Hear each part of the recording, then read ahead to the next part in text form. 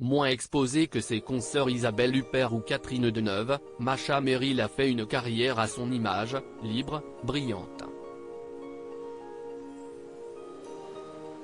Mais toujours discrète. Peu médiatisée, l'actrice née d'une famille russe a pourtant eu une vie digne d'un roman. Amoureuse du compositeur Michel Legrand dans les années 70, elle l'avait ensuite perdu de vue et retrouvé, 50 ans plus tard, avant de l'épouser et de l'assister jusqu'à sa mort, en 2019. Une histoire folle, mais qui lui a permis, dans les années 80, de rencontrer son premier mari, l'Italien Gian Vittorio Baldi, dont elle a finalement divorcé, puis son amant, Luciano D'Alessandro. Un homme capital dans sa vie, puisqu'avec lui, elle a retrouvé sa féminité. Et en 2022, plus de 40 ans plus tard, elle l'affirme et en est fière, ce corps, avec qui elle s'est réconciliée grâce à lui, est toujours aussi authentique à 82 ans. Je crois que s'y estime mon esprit de curiosité qui me préserve du temps, explique-t-elle cette semaine à Gala. Mes pommettes russes, aussi. Mais je n'ai rien fait pour ça, aucune chirurgie esthétique, dont je trouve qu'elle change les traits.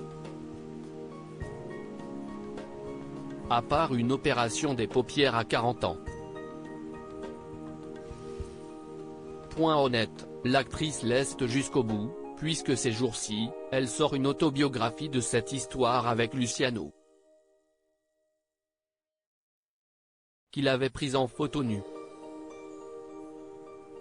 J'ai la chance de ne pas être une star des photos d'elle à 38 ans, qui sortiront et qu'elle assume parfaitement.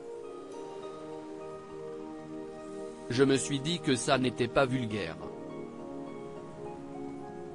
J'ai toujours considéré mon corps comme mal foutu, mais de façon harmonieuse.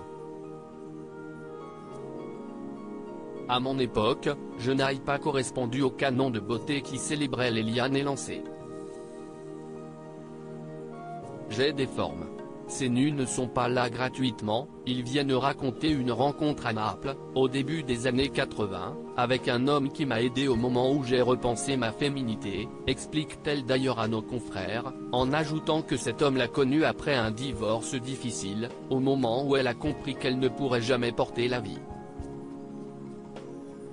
Mais Masha Merrill le sait, si elle a réussi à garder le contrôle sur son corps à ce point, s'y est-il en partie parce qu'elle n'a pas été sous les projecteurs autant que certaines de ses collègues. J'ai la chance de ne pas être une star, se réjouit-elle d'ailleurs. Quand on est Huppert ou Adjani, on a sur les épaules une pression que je n'ai jamais eue. Je suis une outsider qui peut se permettre de vieillir. J'ai le droit de changer, d'évoluer. Je pense que si est moins simple pour elle. Pour ma part, j'ai l'impression de m'être amélioré. Jeune, j'avais ce que la nature m'avait donné. Maintenant, j'ai la beauté que je mérite. Peut-être celle de mes combats de femme libre et aventureuse. Un beau message que l'on retrouve dans son ouvrage L'homme de Naples, empreint de vérité.